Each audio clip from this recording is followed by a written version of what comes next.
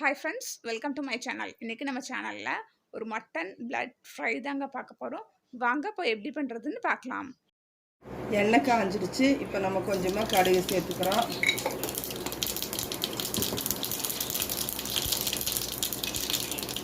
இப்போ சின்ன வெங்காயம், வரமிளகாய், கருவேப்பிலை மூணையும் கட் பண்ணி வச்சிருக்கேன். நான் இதை இதோட சேர்த்துக்கிறேன். இப்போ நம்ம என்ன செய்ய போறோம்னா ஒரு ரத்த பொரியல் தான் செய்ய போறோம். அதுக்கு வெங்காயம், வரமிளகாய், கருவேப்பிலை சேர்த்து நம்ம நல்லா வதக்கி விட்டுக்கலாம். ரத்தத்தை வந்துட்டு கொஞ்ச நேரம் வதங்கட்டும். ரத்தம் வந்து முடியெல்லாம் இல்லாமல் நல்லா வெளிச்சத்தில் நல்லா பார்த்து எடுத்து வச்சுக்கோங்க. ரத்தத்தை நல்லா கரைச்சி வச்சுருக்கிறேன். இப்போ இந்த வெங்காயம் வந்து கொஞ்ச நேரம் போல் நல்லா வதங்கட்டும். வெங்காயம் நல்லா வதங்கிடுச்சு. நம்ம இந்த கரைச்சி வச்சுருக்கிற ரத்தத்தை இதனோட சேர்த்துக்கலாம்.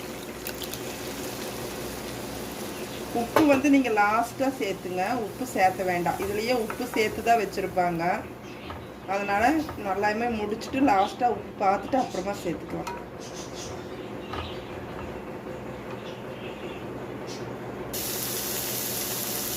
இப்போ நல்லா தண்ணி சுண்டிடுச்சு. இப்போ நம்ம வந்து இதனோட தேங்காய் சேர்த்துக்குவோம். நான் நல்லா ஒரு கைப்பிடி அளவு தேங்காய் சேர்த்துறதுல உப்பு இனி நீங்கள் உப்பு பார்த்துக்கோங்க. உப்பு பத்தலைன்னா இனி இதனோட உப்பு நீங்கள் சேர்த்துக்கலாம்.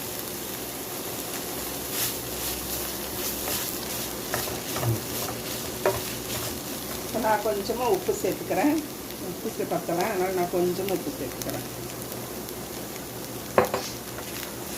இப்போ வந்து ரத்த பொரியல் வந்து ரெடி ஆயிடுச்சு. இவ்வளோ வேறு எந்த பவுடருமே நான் சேர்த்தலை. நான் இது மாதிரி தான் செய்வேன். நீங்களும் இது மாதிரி செஞ்சு பாருங்கள். இப்போ நான் வந்து வேறு தட்டுக்கு மாற்றிக்கிறேன். மாற்றிட்டு உங்களுக்கு காட்டுறேன். இவ்வளோதான். இப்போ வந்து ரத்த பொரியல் ரெடி ஆயிடுச்சு. இதை நீங்களும் வந்து உங்கள் வீட்டில் செஞ்சு பார்த்துட்டு உங்களுக்கு பிடிச்சிருந்தா லைக் பண்ணுங்கள், ஷேர் பண்ணுங்கள், சப்ஸ்கிரைப் பண்ணுங்கள். அப்படியே கீழே இருக்கிற பெல் பட்டனையும் ப்ரெஸ் பண்ணுங்கள். நன்றி, வணக்கம்.